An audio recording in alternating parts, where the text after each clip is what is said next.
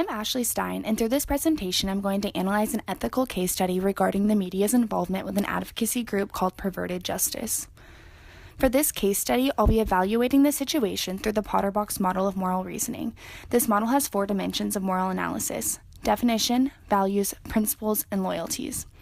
The ethical question presented in the case study is the following. If your newspaper or television station were approached by Perverted Justice to participate in a sting designed to identify real and potential perverts, should you go along or say no thanks? In this scenario, I will be acting as the TV station's general manager to determine a policy that will be set for cases like this. Moving to quadrant 1 of the Potter Box model, I'm going to define the situation. To begin, I'll discuss Perverted Justice. Perverted Justice is an advocacy group who scan chat rooms to lure men into sexually explicit conversations with people pretending to be children. The organization works with the police and the media to set up fake meetings where cameras and the police are waiting. I'm also going to define some of SPJ's code of ethics that apply to this particular situation. Several key points are 1. To avoid undercover methods of gathering information. 2. Remain free from activities that may compromise your integrity. 3.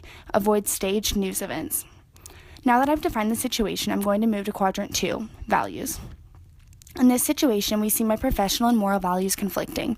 My professional values encourage me to educate the public about events and issues that may affect their lives, such as predators in the area. On the other hand, my moral values tell me that public ridicule is inhumane and this program does not give the predators a chance to defend themselves. For this ethical decision, I see 2 principles that most apply. The first principle is Kahn's categorical imperative.